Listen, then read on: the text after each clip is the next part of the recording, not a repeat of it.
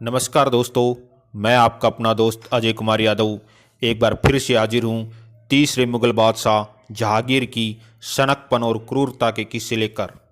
अकबर जब तक 27 साल का होगा तब तक उसके कोई पुत्र पैदा नहीं हुआ था।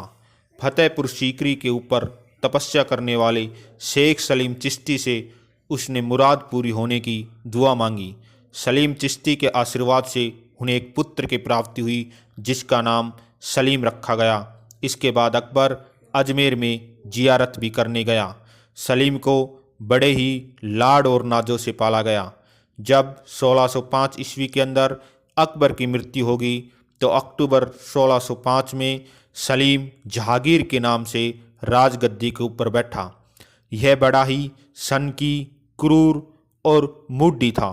कभी बड़ा दयालु बन जाता तो कभी बड़ा मूढ़ी हो जाता था।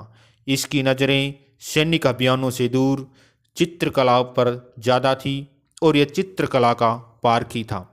इसने अपने एक नौकर का अंगूठा केवल इसलिए कटवा दिया था क्योंकि उसने नदी किनारे लगे चंपा के पेड़ को गलती से काट दिया था। जहांगीर शराब का बहुत आदी था। खुद अपनी आत्मकथा जहांगीरनामा में वो लिखते हैं कि मैं दिन में 20 प्याले शराब का पी जाता था। अफीम के नशे में वो डूबे रहता था। जब अबुल फजल मक्का और मदीना की यात्रा पर जा रहे थे तो जहांगीर ने ही वीर सिंह बुंदेला को आदेश देकर अबुल फजल की हत्या करवा दी, जो कि अकबर के बहुत ही विश्वसनीय थे। वीर सिंह बुंदेला ने भालों और तलवारों से हमला करके अबुल फजल की हत्या कर दी। जहांगीर के एक बेटे का नाम खुसरो था, जिसने राजगद्दी की प्राप्ति के लालच में अपने पिता से विद्रोह कर दिया था।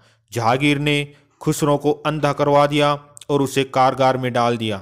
हालांकि बाद में इसने उसकी आंखों का इलाज भी करवाया, लेकिन वो रोशनी कभी वापस नहीं आई। जहांगीर शराब और अफीम के नशे में डूबे रहना ज़्यादा पसंद करते थे। नूरजहाँ, जो इनकी रानी थी, इनके पूर्व पति का नाम शेर अफगान था, जो बंगाल के किसी अभियान में मारे गए। कुछ इतिहासकार तो यह भी मानते हैं कि शेर अफगान की हत्या करवाने के पीछे भी जहांगीर का ही हाथ था, क्योंकि जहांगीर नूरजहाँ के साथ शादी करना चाहता था। राजकाज के शासन के अंतिम दिनों में शासन की लगभग सारी सत्ता, सारी बागडोर नूरजहाँ के हाथ में आ गई थी। जहांगीर केवल नशे में डूबे रहते थे। नूरजहाँ ने अपने नाम के सिक्के करवाए।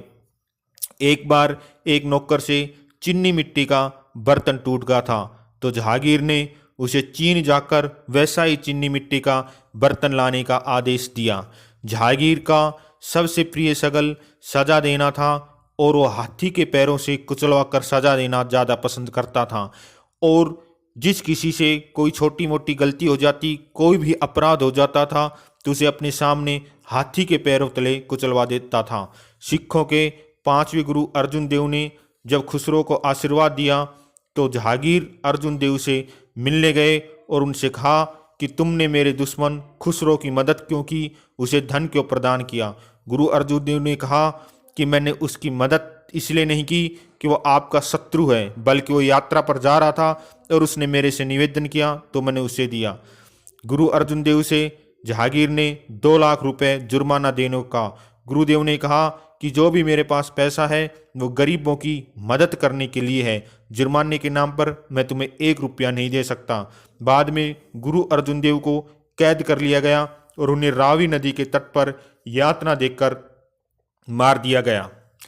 जहांगीर ने अपने एक कनीज को इसलिए गड्ढा खोदकर आधा दबवा दिया था क्योंकि उसने देख लिया था कि वह एक किन्नर का चुंबन कर रही थी। जहांगीर को उत्तर भारत की धूल और मिट्टी से बड़ी एलर्जी थी और बाद में वो दमे का रोगी बन गया था। जहांगीर के लिए कश्मीर से बर्फ़ मंगवाई जाती थी और अपने शासन के अंतिम दिनों में वो बार बार कश्मीर जाता रहता था, क्योंकि उत्तर भारत की जलवायु उनको सूट नहीं करती थी। जहांगीर ने अपने जीवन में कभी कोई बड़ा अभियान नहीं किया। जो कुछ छोटे मोटे अभियान हुए वो भी खुर्रम, जो बाद में शाहजहाँ के नाम से गद्दी पर बैठा, उसी के नेतृत्व में हुए थे। अंत में सन 1627 ईस्वी में जहांगीर की चंगेज घाटी नामक स्थान पर मृत्यु होगी। बाद में उन्हें ससम्मान लाहौर में दफना दिया गया। तो प्रिय मित्रों, आज का वीडियो कैसे लगा लाइक और कमेंट करें, चैनल को ज़रूर सब्सक्राइब करें, अपने भाई को सपोर्ट करते रहें। जय हिंद, जय भारत।